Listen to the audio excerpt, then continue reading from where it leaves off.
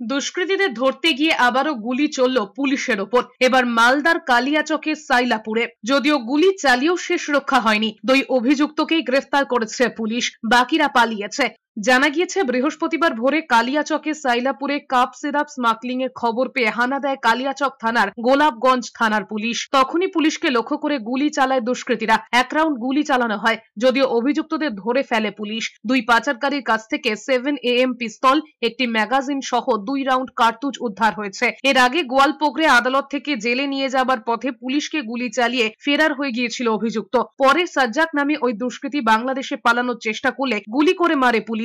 সেই গোয়ালপোকরেই এবার বিহার থেকে সাজ্জাকের আর এক সহযোগীকে গ্রেফতার করেছে পুলিশ। হাবিবুর রহমান নামে ওই দুষ্কৃতী সাজ্জাককে পালাতে সাহায্য করেছিল বলে দাবি পুলিশের।